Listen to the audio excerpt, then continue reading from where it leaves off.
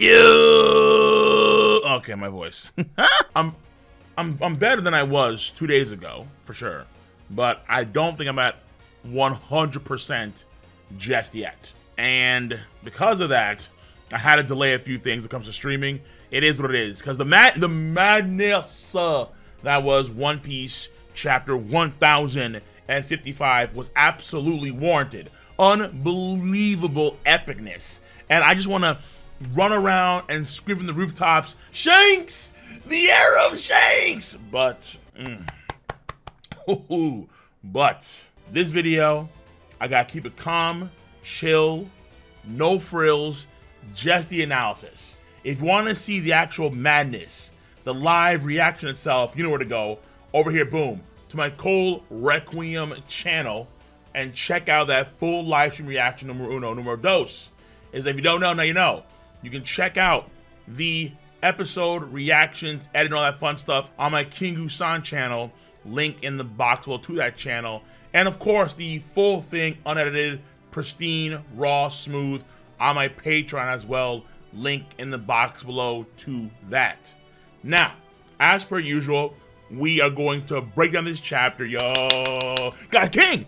We are going to break down this chapter step by step.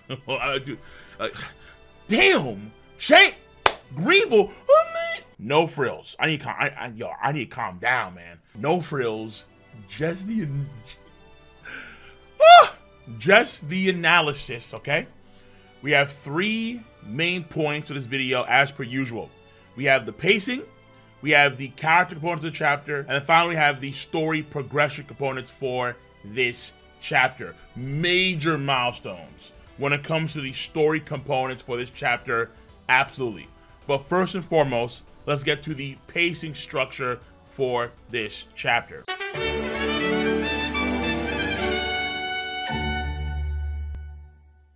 So this chapter has a total of 5 parts. Number 1 is a brief panel of the Flower Capital party. The number 2 is back to the outskirts of the capital area where there's the main fight going on between Greenbull and the Scabbards plus Momonosuke. Number 3 is below the palace and below the Kozuki secret chamber. Number 4 is going back to the outskirts of the Flower Capital. And then number 5 is that we do go forward in time and we go back to the capital itself. This chapter has 2 moments where we do jump a little bit forward in time, while Robin and company are walking down to Old Wano and when Greenbull leaves. But only during the Greenbull leaving part do I categorize that as a new part, since we do shift back over to the Flower Capital and we do shift locations at the very end for the final page of the chapter. So the pace, I thought overall, was pretty clean for this chapter. Not necessarily as good as the previous chapter, but still very clean nonetheless. One thing that does throw me off, for damn sure, is the off-screen moving, where Law in this chapter appears literally out of nowhere next to Robin and Sukiyaki. We do see Beppo and John Bar and Law's crew cheering at the end of chapter 1053, so we have to assume that Law came with his crew too, but again, we never saw him. The last time we actually see Law was in the port area. So it does feel pretty weird because we're going, in Law's case, from the port to he's in the corridor with Robin and Sukiyaki. So when it comes to off-screen movements, that happens a few times over the past 4 or 5 chapters in like a big way. Like another example too is Jinbei, where Jinbei, he was eating in the castle, and then I guess at some point came down to enjoy the festival because he was done eating, and then I guess he sensed what was going on with Greenbull and then popped up with Luffy, Zoro, and Sanji. So, I mean, that's my assumption, but something of that sort had to happen so Jinbei could be in that position at the end of the chapter. So it's not as bad as Law, but still it feels pretty weird. And also, when it comes to structure, sometimes it is hard to kind of wrap our heads around the geographical layouts of Wano country because Oda keeps on doing a lot of different cross sections. So we get 3 cross sections of old Wano and current Wano, but the cross sections themselves, they can't show that much depth at all. The dotted lines that we see in one of the cross sections, that is the current Wano land sections that were added later on over the course of the centuries, and they're added in front and behind of the gigantic Mount Fuji. In terms of the cross section, it's essentially the land around the gigantic mountain top that we see that's normally visible to us for the current Wano country. So I can understand why some folks are a bit confused here or there when it comes to like a lot of these cross-section layouts. Like for example, folks are kind of confused when it comes to the hole that Big Mom and Kaido got sent down, and then how does that tie into Port Mogura? Because the cross-section for Port Mogura is like the same cross-section for Big Mom and Kaido's holes. Take it as you would.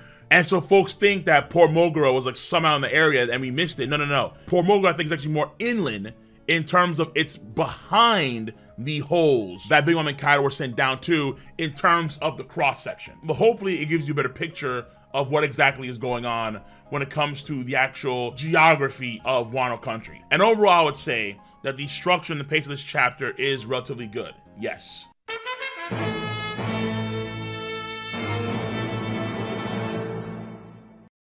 Now, for the character components for this chapter. Number one is going to be Nami/Tama. Yes, the bounds of, quote, mother and daughter, end quote, continue. Even though Tama has dubbed Speed to be a mother-like figure for her, Nami would be the primary person who seems to fill in that role at the moment. After Tama's flashback in chapter 1051, she hugs Nami for support and not Speed. When the click hits the showers, we do see Tama in Nami's arms. And even in this chapter, we see Nami also holding Tama as well during the festival and during the festival. So even though we did see Tama with Speed at the end of chapter 1053, it seems that Mother Mode is strongest with Nami. And something that we actually seen built, you can argue, since at least Punk Hazard, and Oda is maintaining that trend. That's number one, Nami. Number two, Jack the Drought. Surprise, surprise. Out of all people, Jack the Dragdown is getting some love. Been a very long time. So Jack was the one that actually found Old Wano sometime in the past. This actually implies, I think, that Jack did not have his devil fruit until at least after that moment in time. If he, let's say, swam down there naturally. If he did have his abilities back then he got lowered by, let's say, some sort of rope, cable line, a freaking crane, whatever. He got lowered there slowly, and then they could pull him back up. If he actually couldn't swim, but he was dunked down there naturally. It's kind of weird, but I'm going to actually lean more towards he didn't have his abilities at that point in time.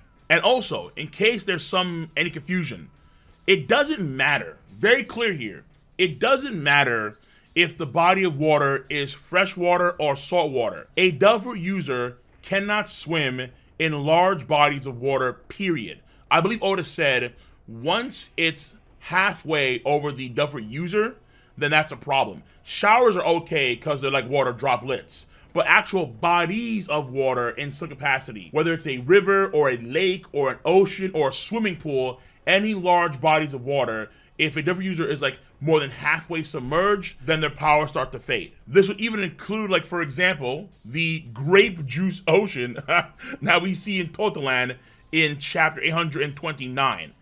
If Chopper goes in that grape juice ocean to get a massive sugar high, he is going to die by drowning before he dies from a sugar overdose. So that is character number two, Jack the Drought. Number three, Green Bull. Green Bull. Green Bull has fireproof wood. Very useful, I suppose, in many ways. He can snuff out the fire that Raizo makes instantly with the fire break forest technique or state. However, this Smokey the Bear approved wood seems to work best with regular fire and or an AoE sort of fire, where it can be snuffed out because it's all around him and it's not that potent. Because he was incapable of handling Momonosuke's blast breath, or he couldn't use it in time to actually snuff out the fire of the blast breath itself that was incoming or around him. So Green Bull's fireproof wood has its limits in some capacity, and he can get hurt by fire-based attacks. So his counter isn't a foolproof counter. Now, Green Bull, I also think, is using Armor Haki Hardening on the tip, just the tip, unironically, of his vines before stabbing Raizo. And then finally, Green Bull has a very interesting way of reforming, where he actually literally sprouts like a plant and forming a whole new body. So he can actually do this in the middle of attacks to avoid any further damage. It also provides some degree of stealth, you can argue, for Green Bull, since he can, let's say, stay in the ground and bloom or blossom whenever he needs to. And then also, one last thing here too, actually. When Green Bull leaves, the area is still blooming with flowers and so on.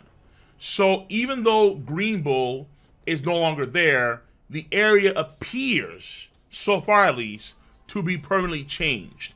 The dead wasteland has now become fertile land once again.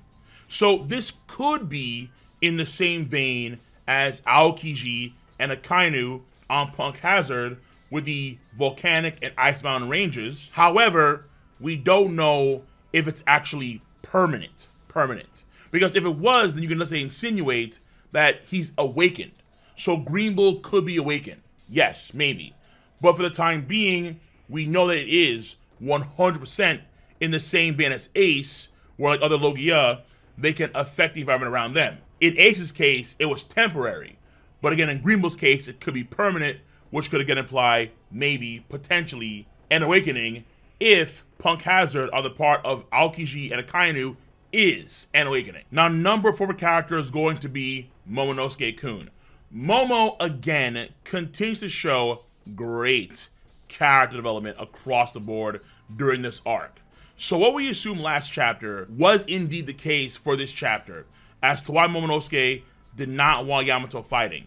Momo will not let them fight, Momonosuke, Luffy, and so on, because it is their, meaning Momonosuke and the samurai, it is their country, and they can't rely on people who are about to leave to protect Wano. It would prove that they could never protect Wano from any invaders. So Denjiro also kind of co-signs this by giving him a smile. Yes, they agree. So this, you can argue, is the final major hurdle for Momonosuke mentally, to at least prove to himself that he can protect, with 2 C's, protect his people. Also, Momonosuke learns one of Kaido's signature moves, the Blast Breath. And even though Momonosuke has no haki, these 2 Blast Breaths were enough to force Green Bull back, and they did do damage to Green Bull. So this is actually very impressive on the part of Momonosuke, because think about it. How often do we actually hear about an admiral getting damaged? Very rarely. Very rarely do admirals get damaged. And it just so happens, unironically, one of the few folks to damage an admiral was Momonosuke, of all people. It happened, it's real. Like the One Piece, it is real. Very intriguing here. And we know that over the course of time, Momonosuke, ever since 1008, has been getting better and better and better with his abilities. And also, in a roundabout way, this is a character component for Kaido, because we see how Kaido's Blast Breath without haki would look like against an Admiral caliber fighter. And then mind you, an Admiral caliber fighter who can counter fire. Now, Momonosuke, we also see at the beginning of this chapter take a few shots from Green Bull, but later on recovers in the chapter. This is probably due to the natural toughness, TUFF, of the dragon body, of course, but also his own improved toughness physically when he aged up. He has the body of the Chad of Wano Oden, which is a very strong body, as noted to in 1052. So Momonosuke can take very little damage innately and can recover quite speedily. Yes, good stuff. And then finally, for Momonosuke's character in this chapter, as the leader of Wano country, a person who has experienced their own weakness time and time again since 20 years ago, jumping forward in time throughout the post-time skip and mainly this arc of Wano country, the very thing that Momo talked about in chapter 1007, being frustrated with his foolishness and his weakness. Over the past few chapters, in major ways, he has overcome these hurdles. It was a very wise decision for Momo to keep the borders of Wano country closed. And now, at this point in time, no one could ever call Momonosuke weak. That is Momonosuke for character number 4. Number 5, Kaido. Green Bull admits that Kaido's presence is what kept him from going to Wano before.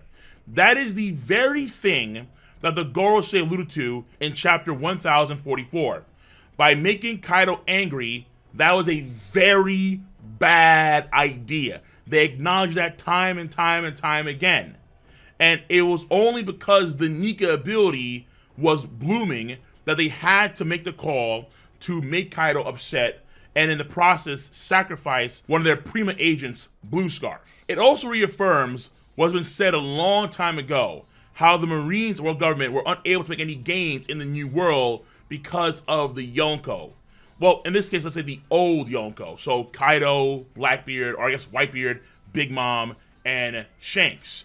Because they had an iron grip on the New World. And according to Garp, in chapter 432, 7 warlords, formerly, not SSG, plus the Navy, combined, are the balance of power against the Yonko. This just adds more weight and credence to that idea, since it's coming from a top-class Marine combatant like Green Bull. It only adds weight to that narrative.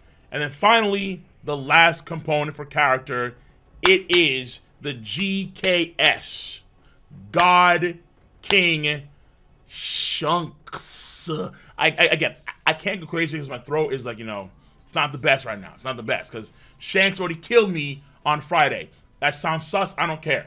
I do not care. It's 2022. Deal with it. God King Shanks.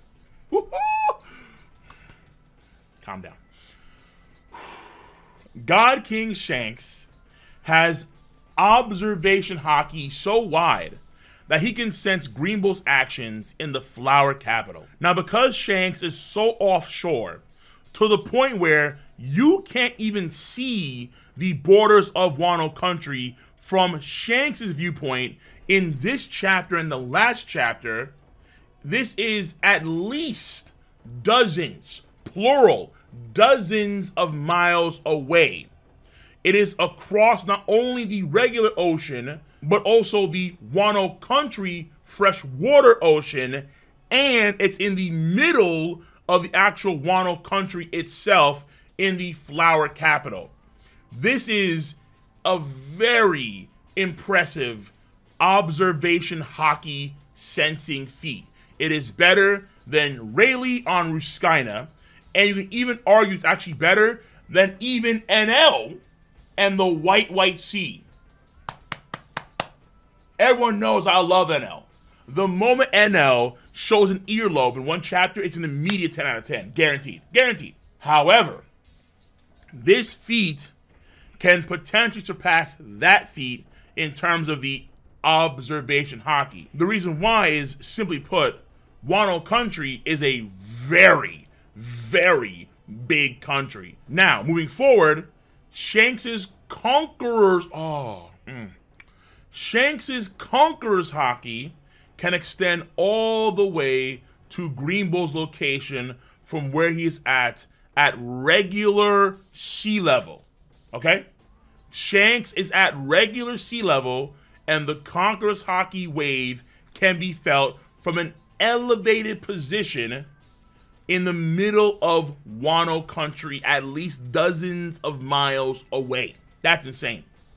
And not only is it being felt from that far, but Shanks is seemingly pinpointing it in Green Bull's direction. So Shanks' control of his Conqueror's haki right now in the verse seems to be the best by far. His range of his Conqueror's haki appears to be the best by far.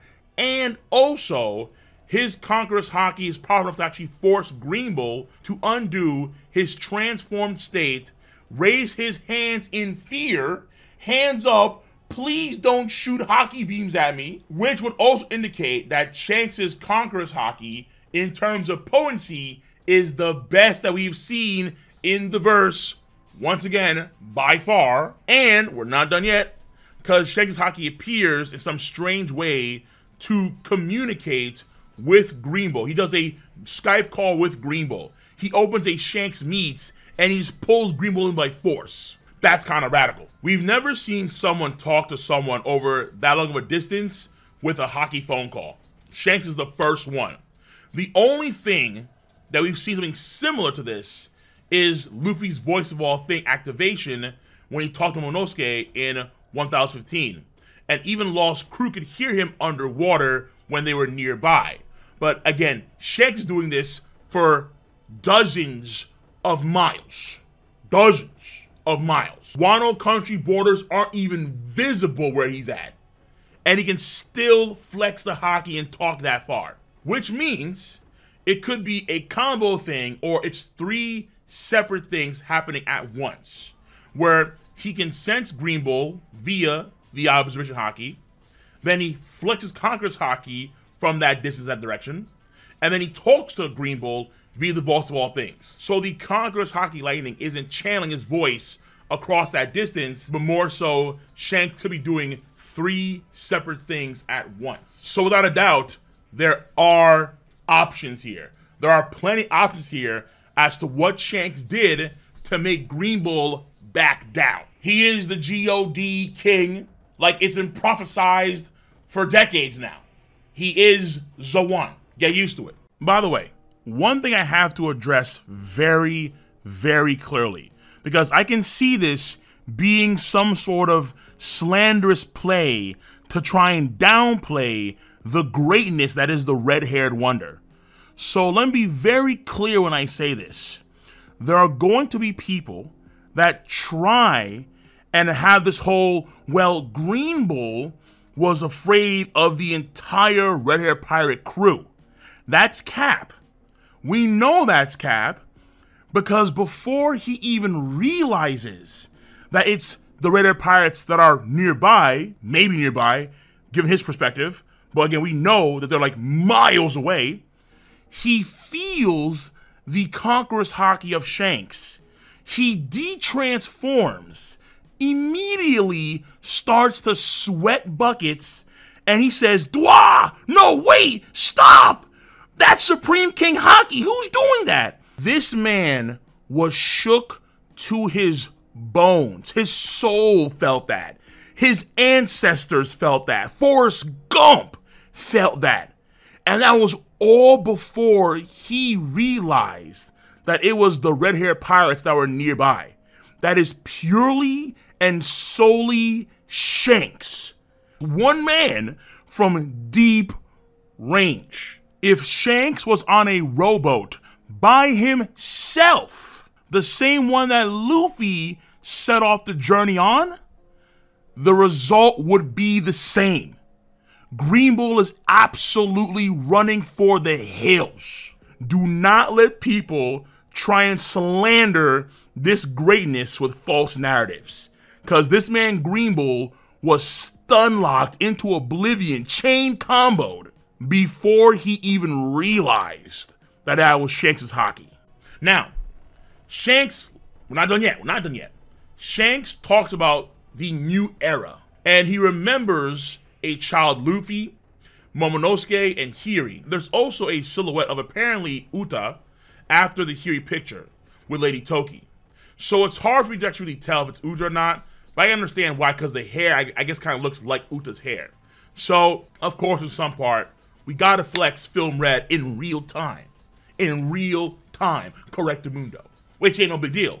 But it's far more than that. It's way more than that. Because these images of Luffy and Momonosuke and Hiri as children, these are all times when he himself, Shanks, has interacted with them in the past. And now these kids are all grown up.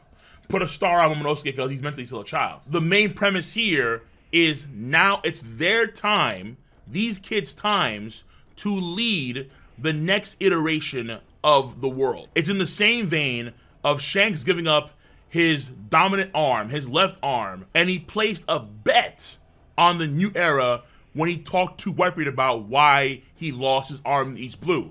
It's also in the same way he saved Kobe, because for a few seconds of bravery, Kobe's words, the words of this young Marine, had changed the trajectory of the world. He wants to let these young ones influence major cruxes in the history of the world. Hence him saying the new shoots that just changed pirating history, talking about Luffy and company. And that, in part, probably means I want these young ones to change history. And when I balance the world out in some crazy way, I'm balancing according to that. Though right now, I'm aiming for the One Piece. So his balancing role could be soon coming to an end.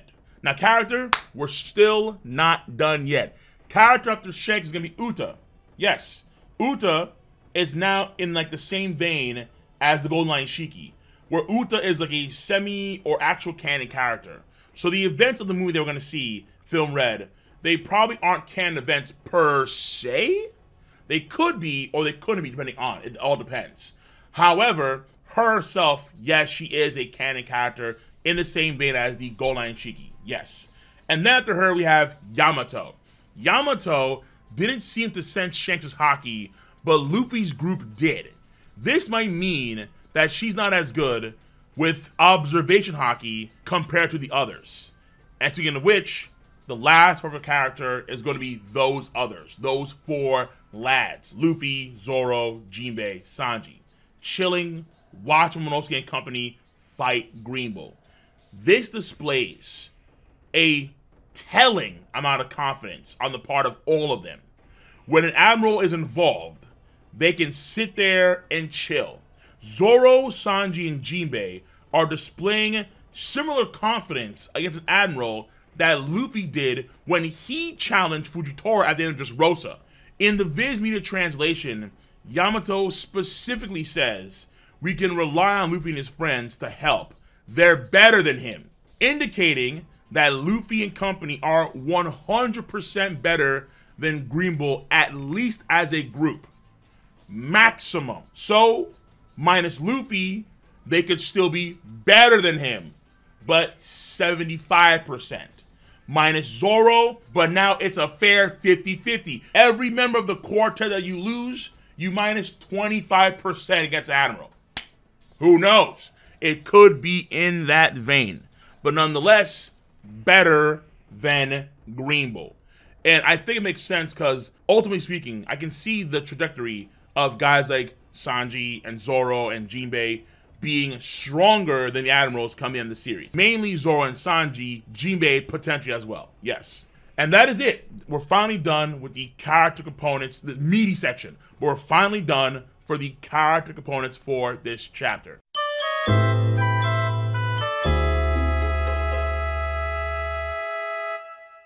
And now finally, the story progression components for this chapter. Number one, there is an old Wano, an ancient Wano, at the bottom of the Wano Ocean. At some point in the past, the Titans of yore, they build Wall Rose, Wall Maria, well, they also made walls around the country of Wano country. As a result, the rainwater had continued to build up for hundreds of years. This explains what Sanji was talking about in chapter 910. When they first came to Wano country, he was wondering how could koi fish survive in the ocean since they were freshwater fish. And now that clears that up, where the entire ocean on Wano country is a freshwater ocean. And it also preserves the buildings of Old Wano for a much longer time compared to actual seawater and ocean water, salt water. And we also find out that the bedrock of Onigashima, the former location at least, was tied to the same mountain base as the Mount Fuji. The cross-section is very strange. It looks like an umbrella handle, like the entire mountain looks like an umbrella handle. But of course, later on, after centuries of rainwater flooding Wano country, they actually brought in new land masses to Wano country. Now that sounds crazy, but as I said in the video a year ago, titled Explaining Kaido's Ancient Giant Heritage, I think it's actually tied directly to the Continent Puller story. I've been saying it for like a year plus now. I'm very confident that the Continent Puller was the person, the creature, maybe at that point in time, the world's strongest creature, the person that added new land masses to the current Wano country, or I guess what became the current Wano country. So in chapter 459, Gekimori explains how nations that fell to the hands of the continent puller were taken whole. They were taken whole. And he had created a nation of villains, and that nation of villains arguably would need protection from their adversaries, i.e. gigantic walls. Right. So the Skull Dome of Onigashima is thought to be built by Kaido, but it's still actually relatively unclear. All we know, according to Oden, during the Oden flashback, when him and Kaido first started their fight in the flashback, all we know was that that was a wasteland before Kaido moved in. So if the skull is, let's say, genuinely a real skull of a real creature, the continent puller, then this creature could, in theory, move countries to this location and make the current Wano country. Yes, that is very, very possible. The biggest component for story progression, we have found the third road load poneglyph. We have found it. It is here. This is a huge, a titanic step forward in the story progression of the series, since all we need now is one more road poneglyph to find Laugh Tale. One. That's it. That's all we need. Even though we found our third road poneglyph, we won't be able to actually see, at this point in time, unfortunately, Ancient Weapon Pluton, apparently. Or I'm going to say, in this case, allegedly. Because the walls that are surrounding the Wano country right now need to be torn down. And once that happens, then Pluton can be accessible or, quote, unleashed into the world. So some of the dialogue makes it seem as if Pluton is alive in some capacity. I don't think so, because it should be a ship. But can ships live? Maybe if they're fused with devil fruits, like on a crazy Vegapunk move, which some people theorize is possible. Potentially, of course. But in the future, maybe sooner rather than later, we'll get details. The reason why is because there's an idea here where we could see part of Pluton through the perspective of Big Mom or Kaido, because we still don't know what happened to Big Mom or to Kaido. There's a good chance where they got jettisoned out of the underground magma chamber when the volcano erupted. But since we know that Pluton is located somewhere underneath where Robin is right now, the question is, how much further underneath? That is the core question. Because based on the cross-section of the hole that Law and Luffy made, those two holes go well deeper than where Robin and company are right now. So there could be a chance here where, through the perspective of Big Mom and Kaido, we do get a glimpse of what Ancient Weapon Pluton looks like. And then finally, the last component for story progression, Green Bull has been forced off Wano. As far as Momonosuke knows, he was the one to get the job done. That's what Yamato looking at Momonosuke going like, yatta! And he's crying because, as far as they know, they couldn't see him through the smoke. Momonosuke had driven off or had defeated an Admiral Green Bull. And even though this kid / dude, he gets a lot of props from me, no doubt about that. We all know what the deal is, baby. From deep range. The God King, what are you doing to these new shoots? Don't you dare. Shut it down. Shut it down! Yes, sir. Please spare me. No more. And he leaves. So the plague that was Green Bull upon Wano has vanished. And we can now press forward with other matters like bounties and other fun things like that. And that is the story progression for this chapter.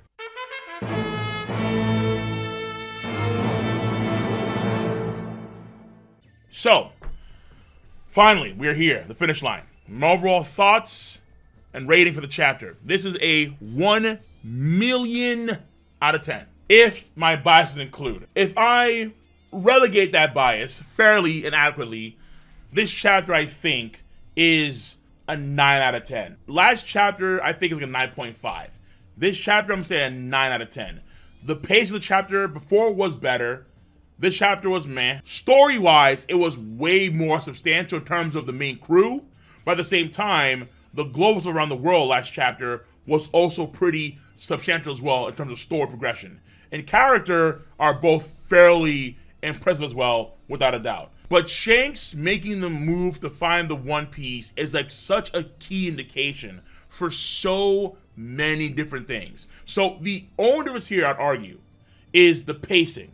Where the pacing is better in the last chapter, absolutely, than is in this chapter. So that's what I'm going to say. It's a 9 out of 10 for this chapter, with last chapter 9.5. So I'll leave it at that for my final chapter rating. Once again, a 9 out of 10 for this week's chapter of One Piece.